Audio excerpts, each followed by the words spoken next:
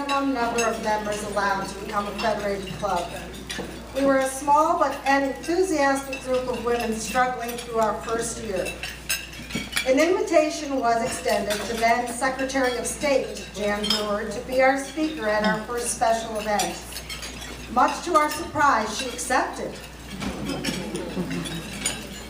I still have a copy of the original notice which said, Arizona Secretary of State Jan Brewer speaks at Wine and Cheese Social. We were thrilled. One would think this was the social event of the year in Ahwatukee. If truth be known, it gets better. This event was held on a very warm evening in the backyard of a very modest home, with plastic furniture, boxed wine, and cheese cubes melting on Ritz crackers. The attendance was also less than stellar. Even with the entire club present, a few spouses and PCs from our legislative district, we could not have been more than 20. None of this seemed to dampen the enthusiasm of our special guest. With her high heels sinking in the lawn, Secretary of State Brewer delivered the most encouraging and inspiring remarks worthy of such a gathering as we have here today.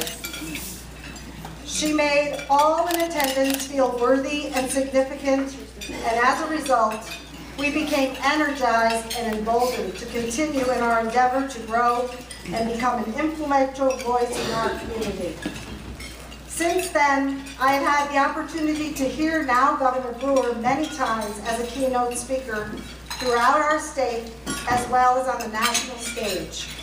At both the NFRW 2011 convention in Kansas City and the RNC convention 2012 in Tampa, Governor Brewer was received like a rock star. Oh, yes.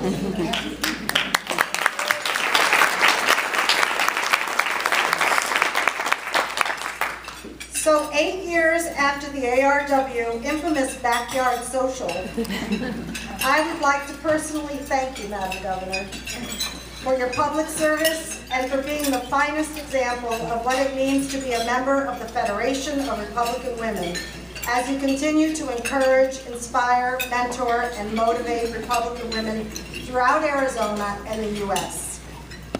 Conservative, compassionate, and consistent, Governor Brewer is a true champion of Arizona, of our Constitution, of children and families, of businesses, and of men and women who protect our nation here and abroad. Ladies and gentlemen, without further ado, please welcome the Honorable Janice K. Brewer, Governor of the State of Arizona. Thank you all very much, and hello to everybody. And thank you, Lorraine, for that very kind and inspiring introduction of me. I really appreciate it. I tell you, it's a real honor to have been invited here to Prescott for this very important meeting for the Arizona Federation of Republican Women bicentennial, biannual, bicentennial for the state of Arizona convention.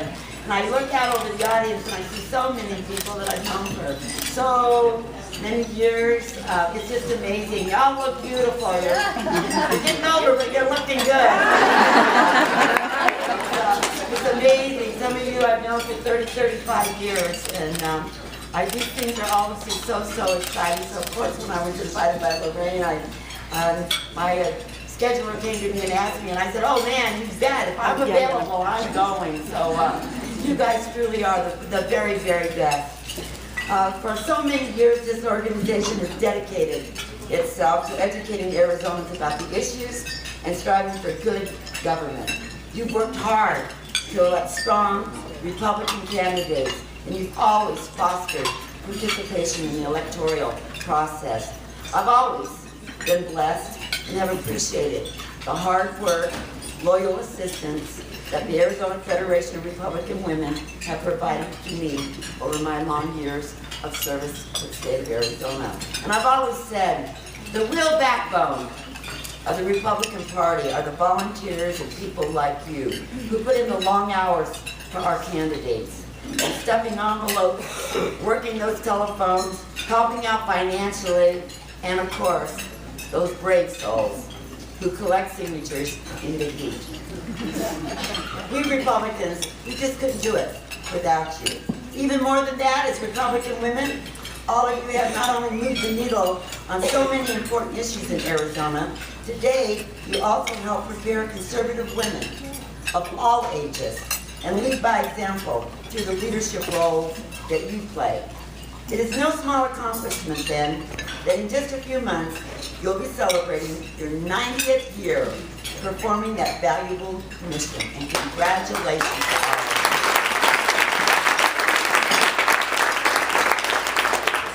you. Before we go much further, let me share with you one of my favorite stories that Ronald Reagan loved to tell, and I'm sure you'll enjoy it. Probably you've heard it before. And I quote, "A victim was stretched out on the side of the road after a traffic accident, and a crowd had gathered around. A man hobbled his way through and pushed aside a woman, bending over the victim, bellowing, 'I've had first aid training. Let me take over.' She stepped back, and he tried doing a few of the things that he learned in his little first aid class. Then the woman tapped him on the shoulder and said, 'When you get to that part about calling the doctor, I'm right here.'" End of quote. Indeed, women are making great strides in this country. Indeed, women are running for political office in record numbers and winning.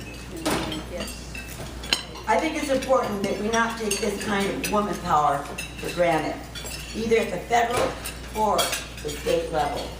Conservative women who are getting elected to office are translating their successes into victories for all women. And women will continue to make positive strides by serving as role models for younger generations. As Margaret Thatcher told us, if you want something said, ask a man. But if you want something done, ask a woman.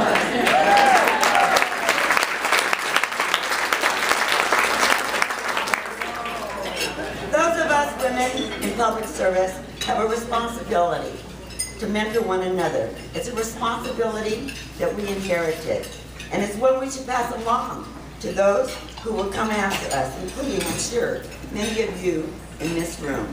You might know, especially if you've read my book, Scorpions for Breakfast, that my most important mentor in my life was my mother, Edna Frankwine. You know, I've seen what it's like to see a single mom struggling to make ends meet while caring for your family. I saw my mother face those challenges after my father died when I was 11 years old. She never had worked outside the home, but my mother knew she had to support me and my brother. With very meager savings, she bought a small dress shop, and I worked side by side with her until the time that she sold it when I was 20 years old. That dress shop was really a classroom for me, where I learned the importance of hard work, responsibility, honesty, integrity, and of course, courage from my mother's example. I needed that example as I followed that example, as I faced challenges of my own when I became governor of Arizona.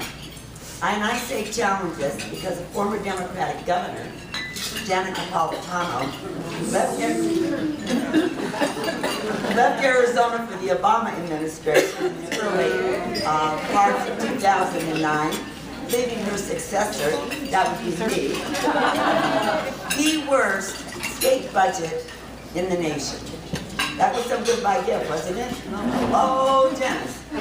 It was like arriving at the party when it's over and the waiter handing you the bill. No one could have known the mountains of challenges we'd face in rebuilding Arizona. But I never doubted that our resolve would get the job done. My first official act when I became governor was to freeze all state regulation. Then, with a series of historic reforms, we lowered corporate taxes, we lowered capital gain taxes, we lowered corporate property taxes, and we lowered personal business taxes. And in addition, this past legislation, we simplified Arizona's sales tax system, so businesses now only have to submit one tax return a year rather than submitting a separate return in each separate city that they operate in. And that's what business is looking for. Government that will proactively work to remove unnecessary bureaucracy, simplify the tax structure, and create a business environment that respects the free market and promotes competition. Amen.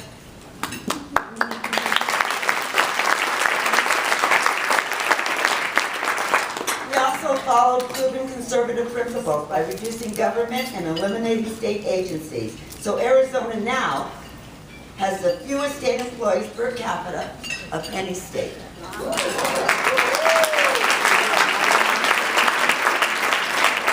And what was the results?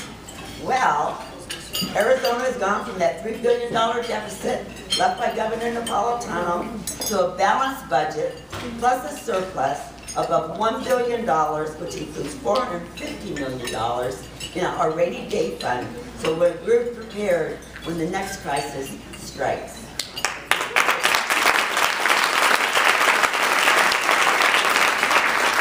Meanwhile, the Arizona comeback is strengthened by a workforce that one of the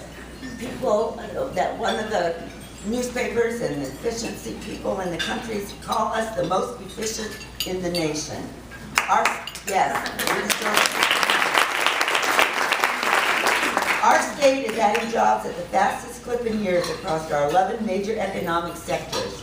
In fact, Arizona ranked 5th nationally for job growth last year.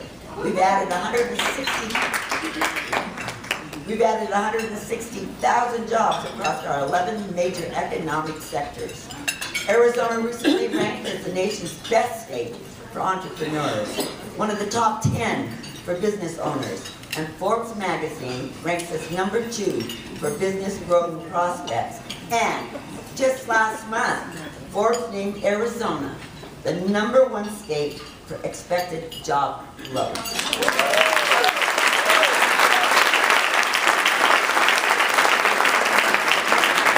I would have to say, take that, Texas.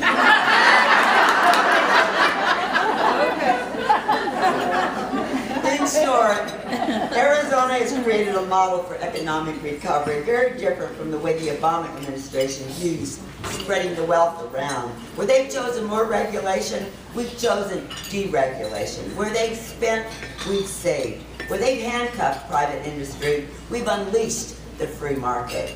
These reforms have been accomplished through the basic Reagan conservative free market principles of competition, choice, public-private partnerships, and limited government regulation. We've given business and the economy what they need to succeed. Lean regulations, competitive tax policy, an educated workforce, and a government that removes barriers rather than creating them. And let me talk about Arizona's security for a moment. The Obama administration has failed us regarding immigration policy. They failed to protect our citizens, they failed to preserve the rule of law, and they failed to secure our borders. Meanwhile, Arizona is bearing the brunt of those failures. Robert Prince, a dedicated, community-minded man, was shot to death on the same Cochise County ranch his family has called home for more than 100 years. A brave and noble Border Patrol agent, Agent Brian Terry, was murdered by a border gang, armed by our own federal government, an administration that allowed guns to be shipped into Mexico in the scandalous Fast and Furious operation. And make no mistake, a very real concern about current proposals in Washington is that it is a rerun of what happened in 1986. A general amnesty built on an empty promise to secure our borders. What I don't see in the latest proposal is an enforceable mechanism with measurements that guarantee a secure border. And that must come first.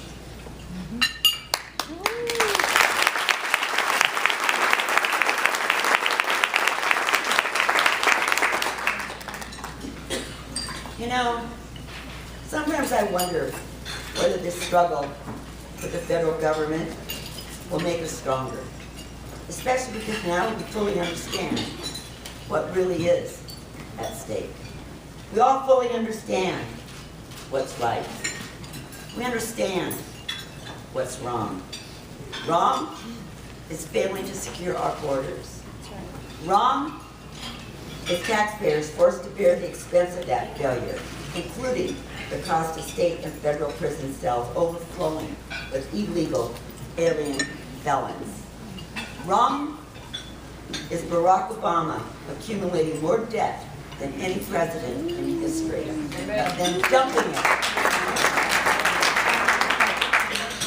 dumping it on the backs of our children and our grandchildren. Wrong is 1 million Americans unemployed, millions more who do not find enough work. So, here's what I believe is right. Right is calling a terrorist a terrorist.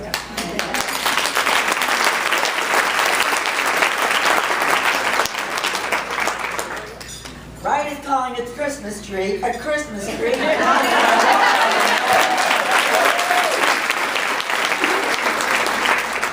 Right is not being ashamed to salute the flag, wear a flag pin, say the Pledge of Allegiance, or sing the national anthem.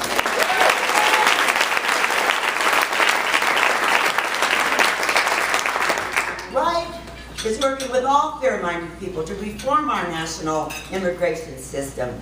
Saying to those that are here illegally, sorry, but no driver's licenses, no special permits.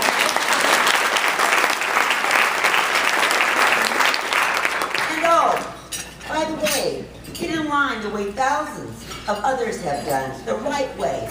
And how about the legal way? You know, what should bother us the most is that we have a president who suggests that America is not exceptional. What other country has sent its finest young men and women to fight on distant battlefields for justice and peace? What other nation ever rose to such strength, yet rose not to conquer, but to protect? What other nation has acted not to dominate, but to liberate?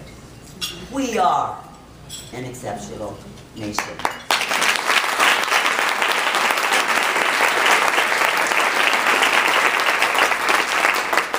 And that's just a fact, written in the blood and sacrifice of American patriots and their families. Last Christmas, I had the rare honor of visiting our troops stationed in Kuwait and Afghanistan, and I met with our wounded warriors at Walter Reed. It was an incredible opportunity to be with our young women and men in uniform and to thank them for their service and their sacrifice. Seeing firsthand their extraordinary courage and patriotism and their love of country and their commitment to freedom. It's something that will stay with me for the rest of my life. And thankfully, I got to see most of them again when they return home to Arizona safely. You know, the patriotism and willingness to serve is so necessary. It has always been a hallmark of the American spirit.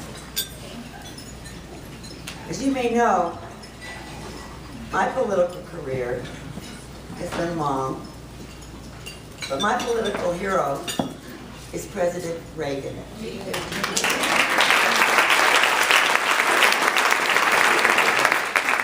Who I consider to be not only a true patriot, but the best at describing what it means.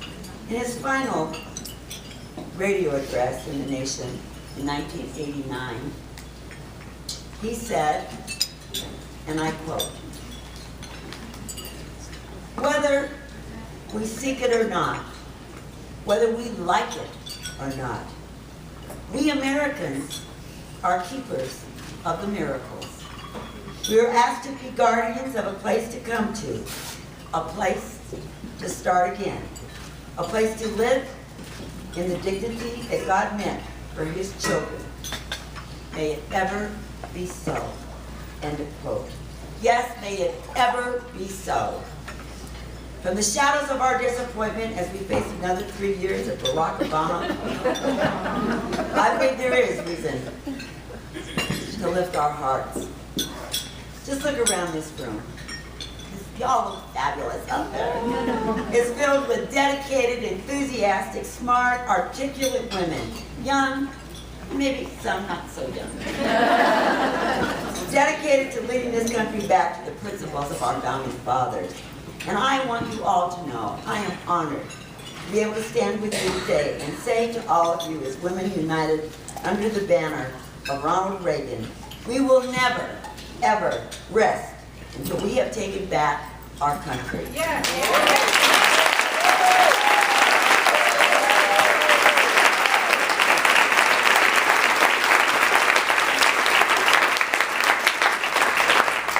And until we have restored it once again to that shining city on the hill. Thank you all so very, very much. May God bless you and your families. May God bless the fruits of the Arizona Federation of Republican Women. And may God always bless and protect the United States.